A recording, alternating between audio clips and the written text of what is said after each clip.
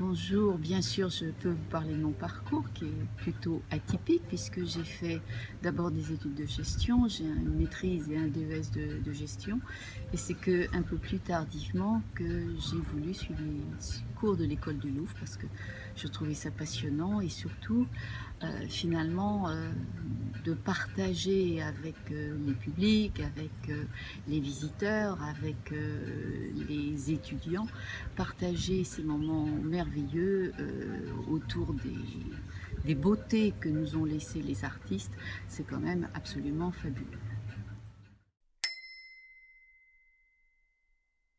Donc cet après-midi, en effet, en fin d'après-midi, nous allons évoquer le nom d'André Derain. Nous allons évoquer ce peintre que l'on connaît bien sans le connaître, puisque on a souvent oublié son rôle de précurseur dans beaucoup de domaines.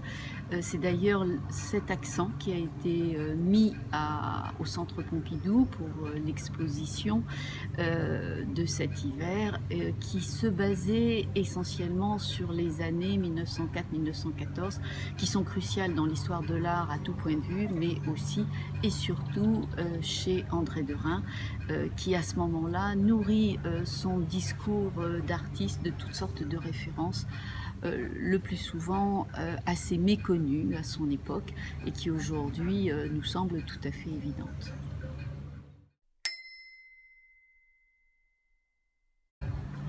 Alors finalement Saint-Tropez je ne connaissais pratiquement pas.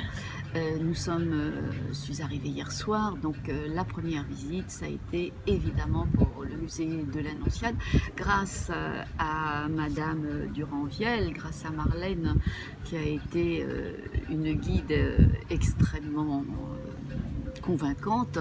Ce musée de l'Annonciade est un petit bijou, hein. C'est une pépite, c'est quelque chose de délicieux avec des œuvres absolument merveilleuses et pour tout vous dire, c'est vrai que le fameux tableau qui a été exposé d'André Derain au Centre Pompidou cet hiver a fait l'unanimité. C'était vraiment un des phares de l'exposition et c'est un bonheur de retrouver, alors non pas le tableau, il n'est pas encore accroché, réaccroché, mais de retrouver non seulement Derain, mais aussi Signac, puisqu'on vient à Saint-Tropez pour Signac, mais on vient aussi à Saint-Tropez pour toutes sortes d'autres peintres dont les tableaux ici au musée de l'Annonciade sont d'une qualité rare.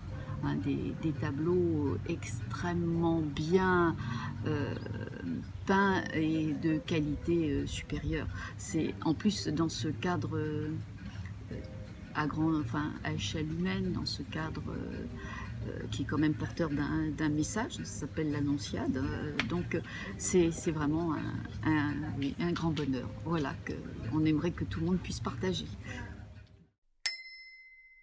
Écoutez, le bonheur, c'est pour moi.